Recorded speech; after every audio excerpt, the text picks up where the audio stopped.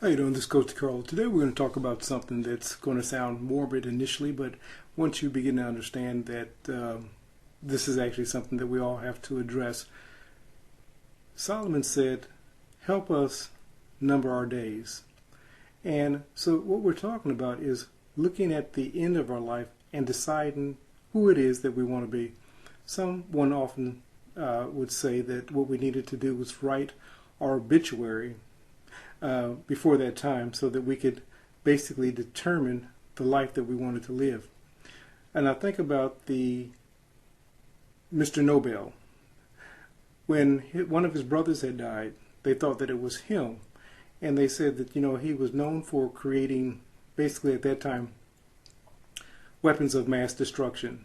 And he thought about it, and he thought to himself that he did not want to be remembered that way.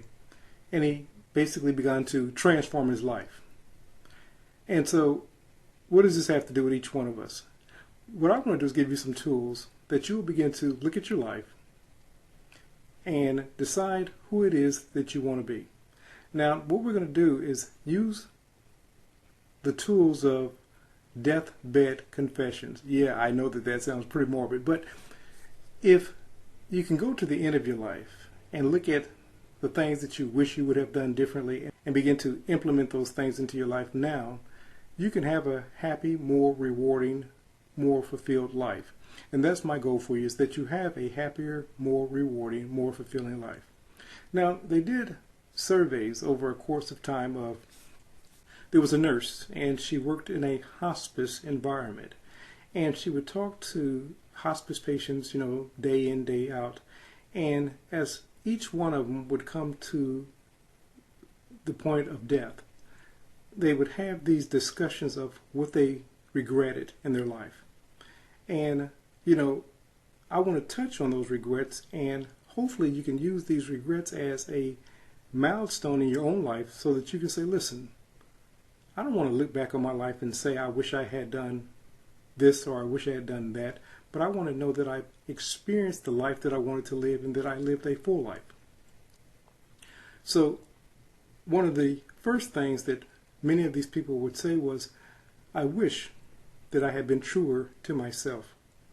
Now, this covers a gamut of possibilities. I see so many people that later in life they've come out of the closet and they've basically revealed who they were. They end up falling in love with someone of the same sex, and so then they begin living their life. And what it doesn't mean is that life is without challenges and struggles and problems. It doesn't mean that, but you begin living more fully of who you are. Some people make a career change, and all of a sudden in midlife they decide that being a lawyer, a doctor, whatever their profession was, they no longer wanted to do that anymore, and they decided to do something that was more rewarding to them. And many of these people, in making that decision, what they discovered was that the thing that they found themselves enjoying doing, they even got more money and more compensation and more satisfaction from doing the things that they're passionate about. I was looking at a TikTok video, and a young lady came on and she said, listen, when you're trying to change your family dynamics, when you're trying to break the generational curse, family members are going to hate on you. Let alone the world. Forget about the world. You're going to have to deal with family members because they're not going to understand, what it is that you're trying to do. And the other thing is, it's actually a testimonial to them.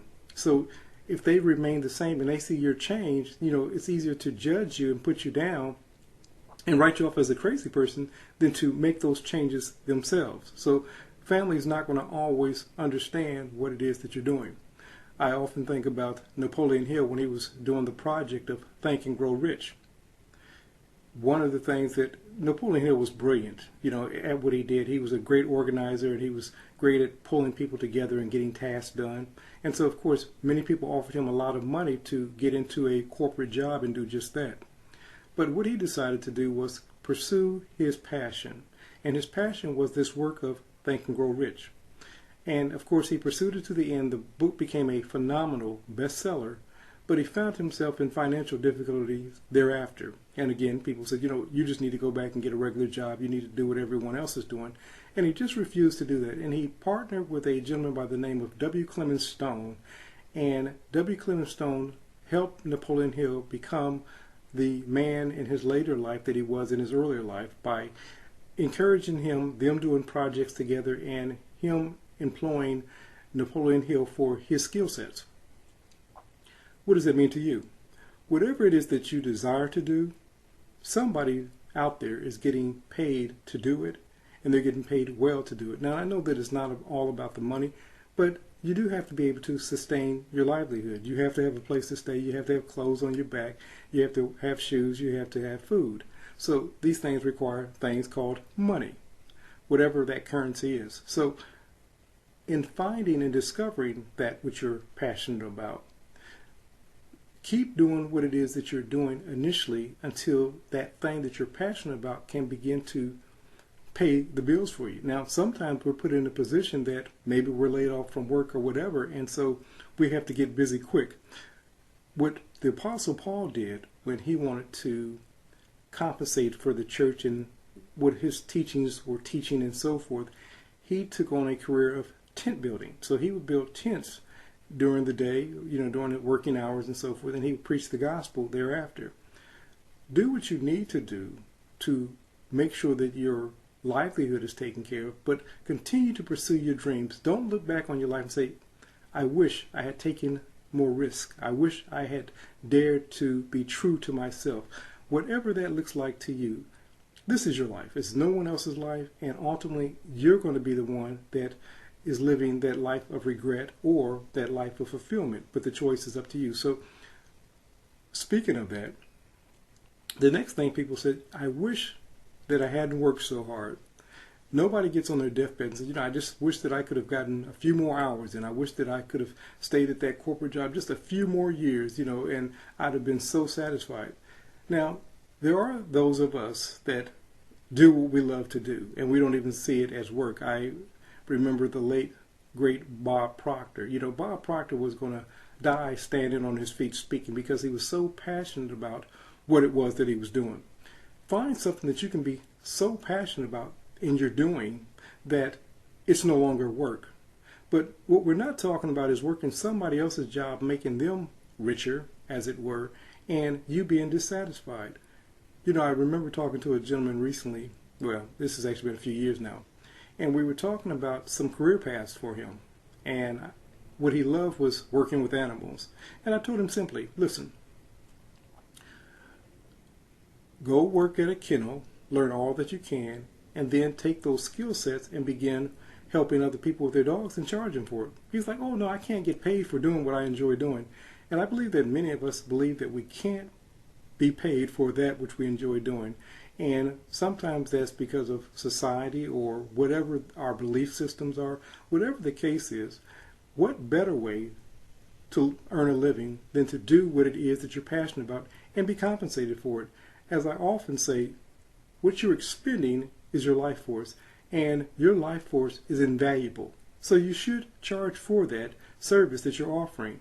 A lot of people will say in certain fields that you should give it away for free. What they're telling you is to give your life away for free, and I just totally disagree with that. If people find value in what it is that you do and they're willing to pay you for it, then charge them and make sure that you give them the best service possible.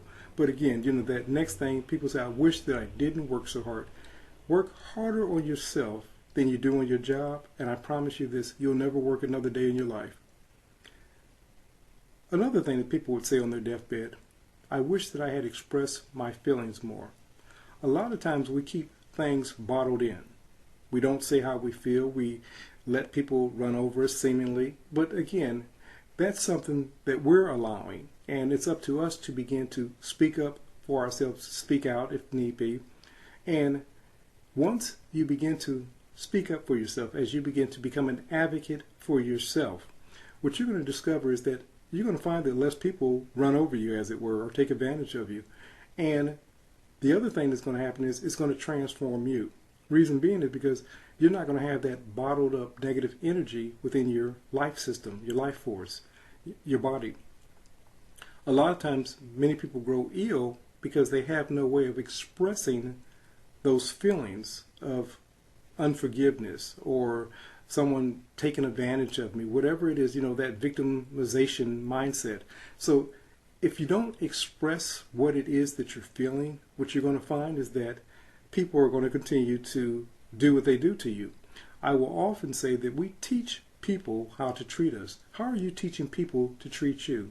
And if you don't like the way that people are treating you, teach them to treat you differently. The other thing that people would say on their deathbed is that I wish that I had stayed in touch with those people that are important to me. Connect with those people that build you up, lift you up, take you to the next level, and let them know how much they mean to you, and keep those people around you. Those people tend to be few and far between. So if you find someone in your life that builds you up, that encourages you, that takes you to another level of your existence, then attract more of those people into your life and be that kind of person. Don't just be a person that takes. Don't be a energy vampire. Don't just take from people. Also give. You give by, and this doesn't always even mean monetary. Sometimes it may be giving a smile or encouragement to that other person. Everybody's going through something from time to time. So give back to them by giving them a word of encouragement. But stay in touch with those people who are life givers in your lives. And what you'll do and discover is that you'll discover that you have more life. The last thing that people would often say is that I wish that I had allowed myself to be happier. Now, that being happier is going to vary from person to person. But far too often, we find ourselves giving, and we don't allow ourselves to receive. Receive graciously. It says that, God loves a cheerful giver, but he also loves a cheerful receiver. So if somebody wants to do something for you, somebody wants to encourage you, somebody wants to bless you with a monetary gift, whatever, receive it with joy, receive it with enthusiasm, and let them know how much you appreciate the gift. But the other thing is, allow yourself to be happier. Allow yourself not to be so serious. Life is not as serious as we make it out to be. And there's enough going on in the world that can take our attention away from the joy that we're experiencing at any given moment. So discover what makes you happy and spend more time doing the things that make you happy. You say, well, Coach, you don't understand. I don't have time to do the things that make me happy. Well, one day it's going to be true that you don't have time and your time's going to run out. And don't be that person who says, I wish that I had allowed myself to be happier. Because, of course, the choice is up to each one of us. So let's go through the list again. I wish that I had been true to myself. I wish that I hadn't worked so hard. I wish that I had expressed my feelings. I wish that I had stayed in touch with those who are important to me. I wish that I allowed myself to be happier. Listen to this video, a number of times and discover what's important to you. Begin to mentally mark these desires within your own mindset and begin living your life according. Does this allow me to be true to myself? Am I working so hard for this job that I'm not discovering what brings me passion, what brings me happiness?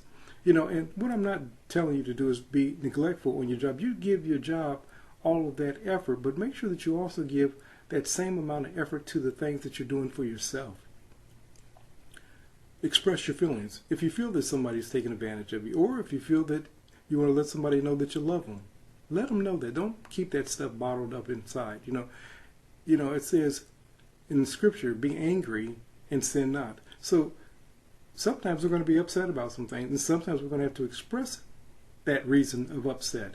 But once it's done, release it, let it go, and move on.